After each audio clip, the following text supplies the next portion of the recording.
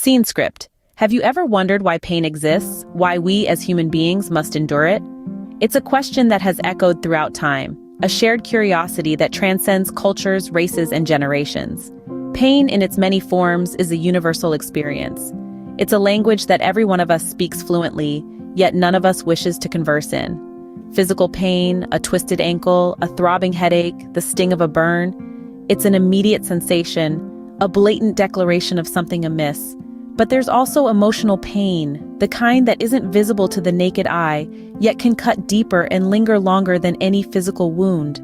The ache of a broken heart, the sting of betrayal, the hollow emptiness of loss. And then there's spiritual pain, the soul's yearning for something more, something beyond the tangible and the temporal. All of these are different dialects of the same language of pain.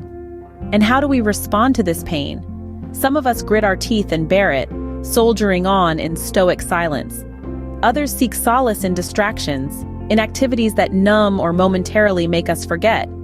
And then there are those who turn to darker methods, those unhealthy coping mechanisms that do more harm than good in the long run.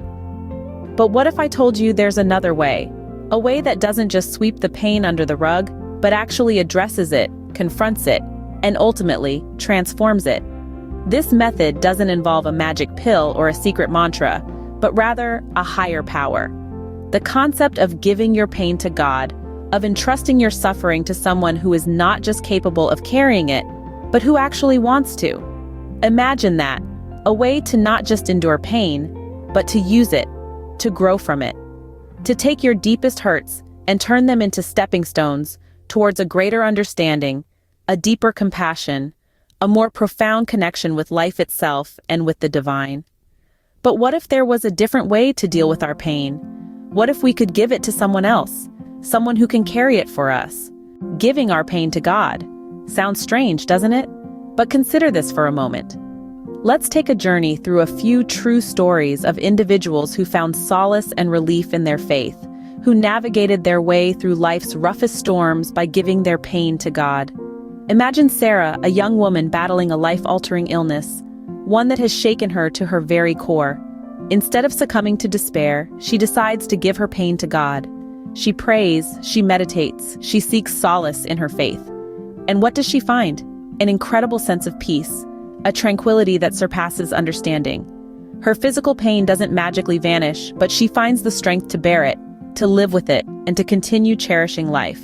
Now let's journey to another corner of the world, where John, a man who lost his job and his home in a short span of time, feels lost and alone. His life seems to be spiraling out of control, but he decides to give his pain to God.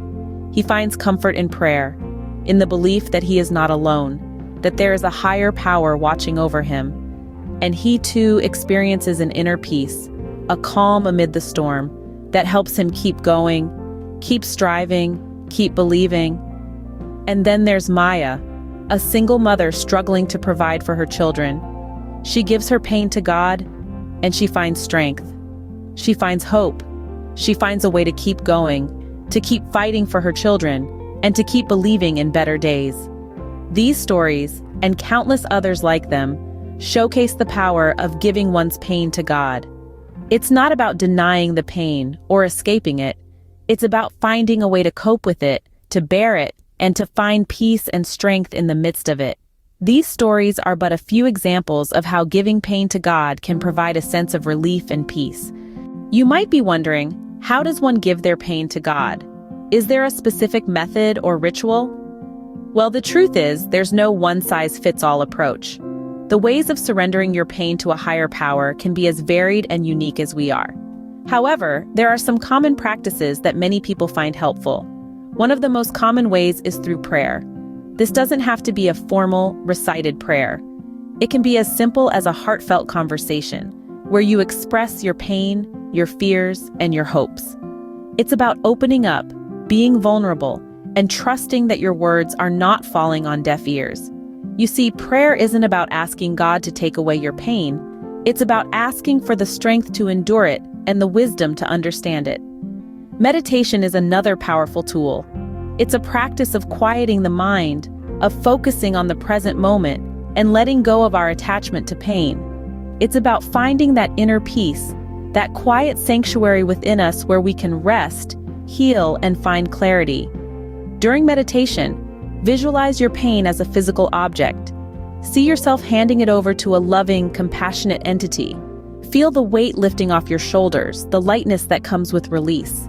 Acts of kindness can also be a way of giving your pain to God. When we help others, we often find that our own burdens feel lighter. It's not about ignoring or escaping our pain, but about channeling it into something positive, something healing. It's about transforming our suffering into compassion, our pain into love. But remember, it's not the method that matters most, but the intention and faith behind it. It's about having the courage to face your pain, the humility to admit that you need help, and the faith to believe that you are not alone in your struggle. It's about trusting that there is a higher power, a divine force, that is bigger than your pain, that can carry your burdens when they become too heavy to bear. Remember, it's not about the method, but the intention and faith behind it. In the end, giving your pain to God is a form of letting go, releasing the burdens that weigh you down. It's like unloading a heavy backpack you've been carrying on a long journey. It's an act of surrender, which might seem like a weakness at first glance, but in reality it's a source of immense strength. It's a path to improved mental health, a path that leads to tranquility, peace, and serenity.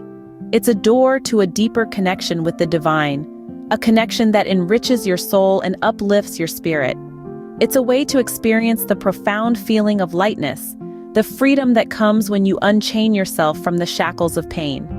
So next time you find yourself burdened with pain, remember you have the option to give it to God, to let it go, and in doing so, find a peace that surpasses all understanding.